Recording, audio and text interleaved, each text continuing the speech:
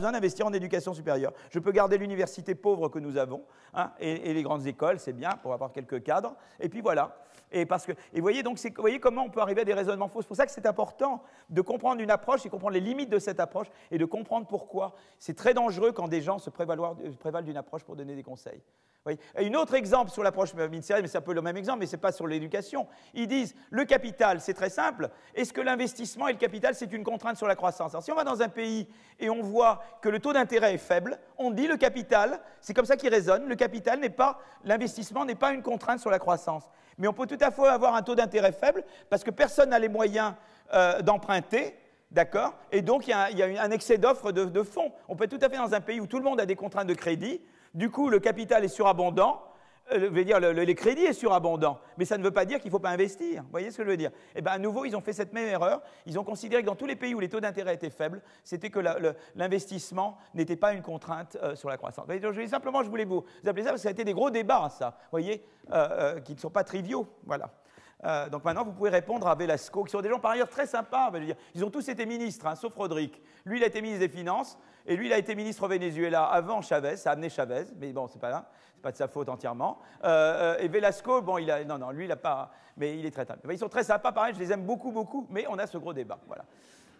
Vous verrez qu'à chaque fois, je n'arrête pas de dire je les aime, je les aime, je les aime, et je me bagarre avec eux. Mais enfin, c'est des bagarres on ne s'insulte pas, hein, on ne s'envoie pas des cendriers au visage, ni rien. Voilà.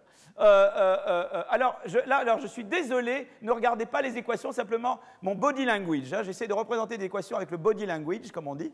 En gros, comme je vous ai dit tout à l'heure, il y a deux approches à la relation entre éducation et croissance. Il y a d'abord l'approche néoclassique, celle qui dit le capital humain est un facteur de production. Vous produisez de la output avec du capital physique et du capital humain. D'accord? Mesuré, par exemple, alors, comme vous pouvez le mesurer, bon, avec les limites de Mincer, mais vous pouvez le mesurer autrement.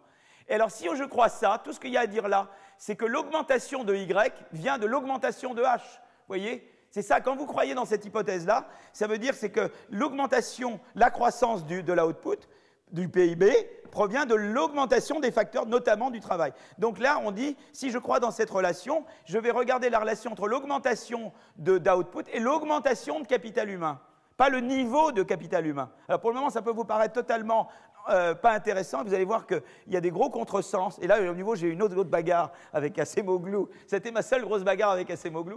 C'est un truc tellement évident qu'il n'a pas vu, quoi. Voilà. Bon, donc, mais vous voyez, c'est des trucs tout bêtes, mais vous comprendrez mieux. Vous comprenez, vous suivez? Est-ce qu'il y a des mains? Levez des mains quand vous ne comprenez pas, puisque vous n'avez pas le droit. C'est très d'habitude, j'avais toujours des gens qui me disaient non, arrêtez. Et là, ici, je sais que je dois. Voilà. Donc ça, c'est la première approche. Alors évidemment, cette approche, elle est très vraie, parce que vous voyez ici, par exemple, entre pays, là, c'est en 2005. Hein, vous regardez d'un côté le PIB par tête de différents pays et le nombre d'années en moyenne à l'école. Et vous voyez que ceux qui... Pardon, je suis désolé de vous pointer je n'ai pas du tout mon but. Vous voyez que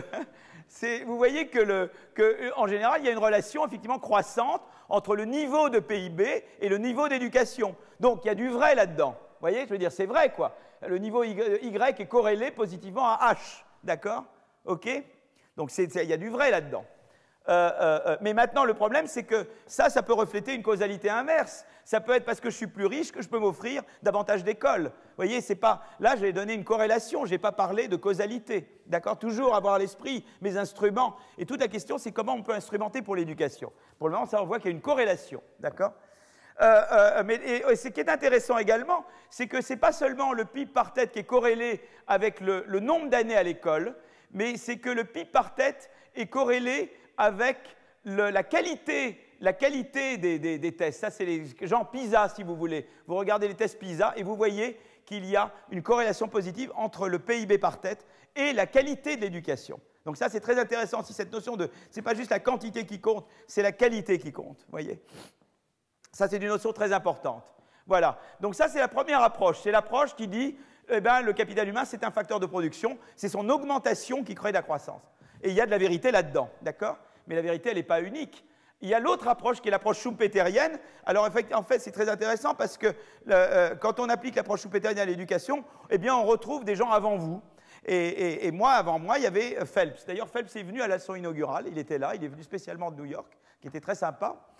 Et il a travaillé avec quelqu'un qui s'appelle Nelson, qui avait travaillé aussi beaucoup avec un type qui s'appelle Winters sur la théorie évolutionniste des firmes et de la croissance. C'est des gens très... Enfin, Phelps, c'est un géant, Phelps. Hein, il a fait énormément de choses. C'est un nom qui revient tout le temps. Et eux, ce qu'ils ont dit, c'est de dire, voilà, eh bien, on produit de la output avec du capital et ça, c'est la productivité du capital, mais la productivité du capital, elle augmente d'autant plus vite qu'il y a plus de H. Vous voyez, l'idée, c'est que, en gros, dans leur approche à eux, mais je vous le dis en mots, hein, oubliez les équations, en gros, vous êtes à un certain niveau A et vous devez rattraper la frontière technologique. Ils appellent ça « the best practice ». C'est très beau comme nom, la meilleure pratique. Hein, ils disent, voilà, vous êtes derrière la best practice et vous devez rattraper la best practice. Et la question, c'est de savoir à quelle vitesse vous le faites. Et bien, leur idée, c'est de dire, plus on est éduqué, plus on est... Ben, pourquoi les Chinois sont tellement bons? Parce qu'ils sont plus éduqués que d'autres pays similaires. Hein. Ils sont plus éduqués que les Indiens, notamment. Ben, c'est sûr que ça ne nuit pas au rattrapage de la Chine, c'est évident. Hein. Plus on est cultivé, plus on absorbe le savoir qui vient d'ailleurs. Hein. Et là où ils sont géniaux, les Chinois, c'est qu'ils vous font du reverse engineering. Vous leur donnez un TGV, ils ne vous en demandent pas un deuxième. Ils les font tous après. Ils savent comment ils démontent le TGV et ils refont le truc. Hein. C'est parce qu'ils savent, ils ont été à l'école, etc. Donc, si vous voulez, ça, c'est le H, vous voyez. Et ça, c'est très vrai. Et donc, mais ce qui est intéressant, c'est que quand on croit dans cette approche-là, l'augmentation de Y, elle dépend du niveau de capital humain. Ce n'est pas tant la croissance, c'est le niveau de capital humain. Plus vous avez un niveau de capital humain élevé, plus votre taux de croissance est élevé. Alors pour le moment, vous pensez que ce n'est pas important, mais vous allez voir que tout à l'heure, ça va devenir très important. Voilà.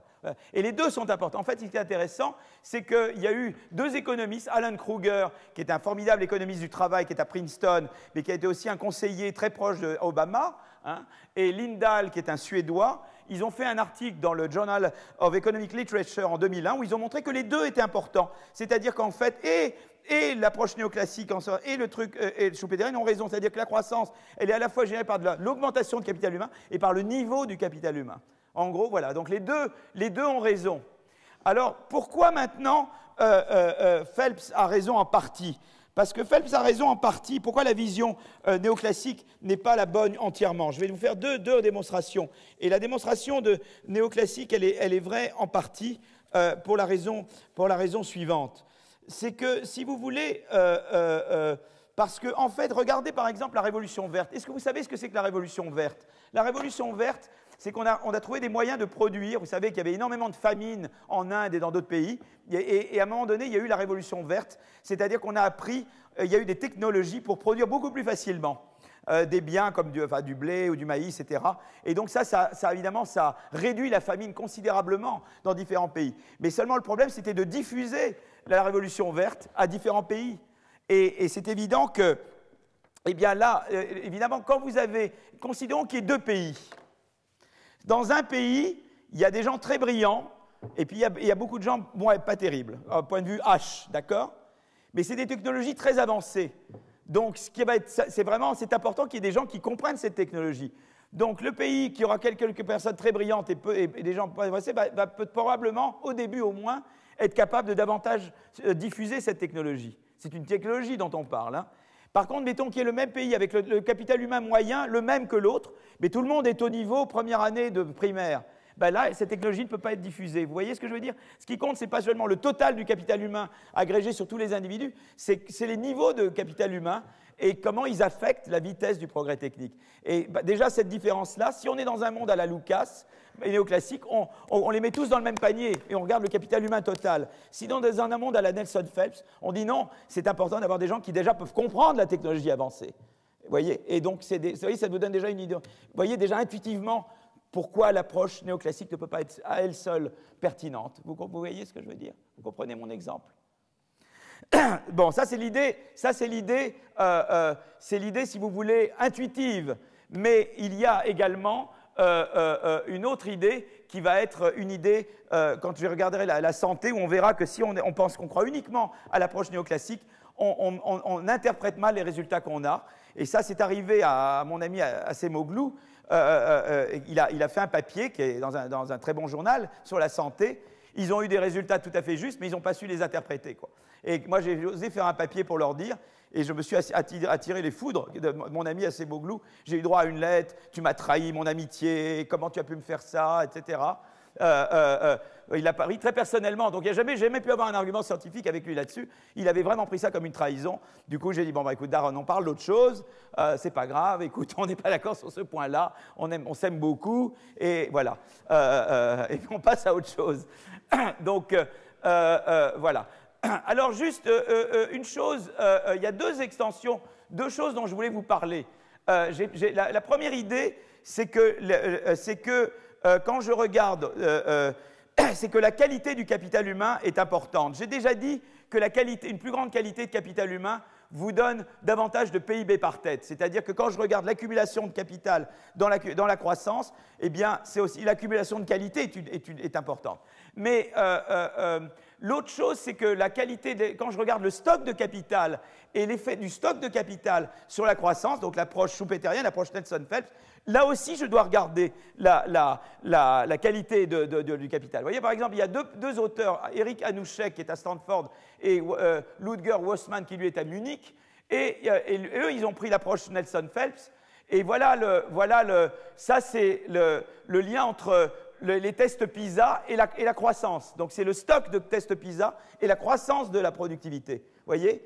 Et ils disent, voilà, davantage de tests PISA, des meilleurs tests PISA, ça vous fait, ce n'est pas l'augmentation des tests PISA, même vous avez un meilleur niveau PISA, eh bien vous générez plus de croissance.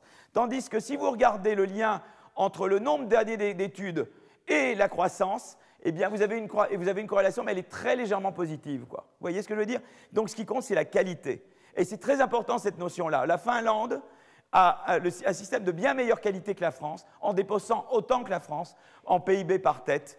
Ils ont la même fraction du PIB, dépensée dans l'éducation primaire secondaire en Finlande qu'en France. Seulement, ils dépensent dans les bonnes choses.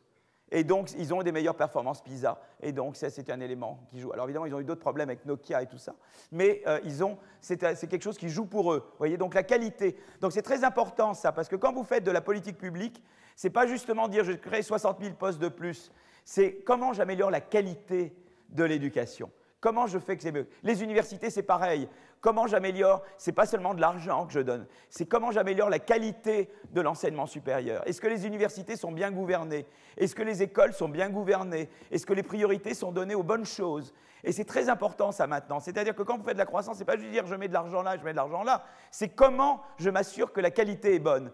Comment je gouverne cet investissement? Vous vous souvenez quand j'ai parlé de politique industrielle déjà, je vous avais dit, eh bien, il y a des études qui montrent que la politique industrielle, ça marche mieux si vous ciblez des secteurs concurrentiels, si vous distribuez là de manière plus concurrentielle, sans prendre juste un grand champion. Eh bien, là aussi, c'était un exemple où la qualité de l'investissement jouait autant que la quantité d'investissement. C'est une notion très, très importante, ça. C'est-à-dire de savoir, quand vous faites des politiques, vous devez faire leur évaluation. Quel est l'effet sur la croissance de ma politique? Est-ce que l'argent que j'ai fait est bien dépensé? Sinon, est-ce que je ne dois pas revoir la gouvernance? Et vous voyez, quand on a fait la réforme des universités, je vais y revenir, maintenant j'arrive à ça, c'était l'idée du grand emprunt, c'était à la fois de donner plus aux universités, mais c'était de donner mieux aux universités. C'est pour ça que moi j'ai fait un rapport là-dessus, pour Pécresse, où j'ai dit qu'il faut gouverner les universités autrement. Il faut des boards, il faut un certain nombre de règles, de choses qui, en tout cas, qui montrent des bonnes pratiques de gouvernance, donc qui ont fait leur preuve ailleurs, parce que si simplement vous mettez de l'argent sans rien changer à la gouvernance, l'effet de votre investissement sera bien moindre que l'argent va avec la gouvernance. C'est une idée très très importante. Vous mettez de l'argent dans la croissance, il faut regarder la gouvernance. Alors c'est la gouvernance des gens à qui vous donnez, mais c'est votre propre gouvernance à vous qui donnez. Donc par exemple, c'est important que vous-même soyez évalué, que vous-même ayez des politiques d'évaluation, par exemple, le grand emprunt, ils ont des comités d'évaluation, il y a des jurys internationaux qui jugent est-ce que l'argent a été bien donné et qui décident si ça doit être redonné ou pas. Vous vous soumettez vous-même à la gouvernance, voyez? Et ça, je crois que c'est une notion très très importante. Voilà. Alors j'en viens maintenant au rôle de l'éducation supérieure. On sait que la croissance de la productivité résulte à la fois de l'innovation à la frontière et de l'imitation. Vous savez que je suis embêté parce que j'ai l'impression que je vais finir mon cours trop tôt. J'espère que non. Mais j'ai toujours cette peur, vous avez remarqué, et en fait, ce n'est pas le cas. Mais j'ai peur qu'aujourd'hui, oui. J'ai peur que je vais trop vite. Je fais une petite pause. Alors, voilà. Alors, là, de toute façon, dans un quart d'heure, c'est la pause. Hein. Bon, on va faire une... Alors, la croissance de la productivité, vous vous souvenez qu'on a dit la dernière fois, ça résulte à la fois de l'imitation et de l'innovation à la frontière. D'accord? On avait vu notamment que la concurrence encourageait l'innovation, la croissance à la frontière et tendait à décourager l'innovation, enfin la croissance loin de la frontière. Mais